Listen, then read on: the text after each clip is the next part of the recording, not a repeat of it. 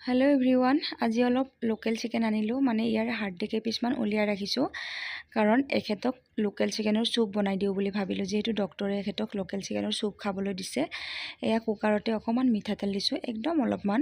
তাতে আদা নহৰু গোটা জালুক থেতেলি পেলাই দিছোঁ, বৰ বিশেষ একো দিয়া নাই।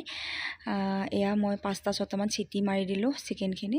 বহুত ডাঙৰ মুৰ্গী নাছিলে, সৰু আছিলে, সেইটো কাৰণে 5-6টা চিটি দিলোঁ, বেছিকৈ দিয়া নাই। তাৰপিছত ঢাকনিখন খুলি পেলাই এয়া উতলিব দিছোঁ। ইয়াতে অকণমান কৰ্ণফ্ল'ৰ দিছোঁ মই ঘুটি পেলাই, চুপটো অকণমান ডাঠ হ'বলৈ। ধুনীয়াকৈ সিজি গৈছে মাংসটো, আৰু টেষ্টটোও কেনেকুৱা হৈছে কৈ আছোঁ বাৰু। এইফালে চিকেনখিনিও বনাই আছোঁ, মানে ফ্ৰাই কৰা হ'লে মোটামুটি, ইমান বেছি দেখুৱাই থকা নাই বাৰু।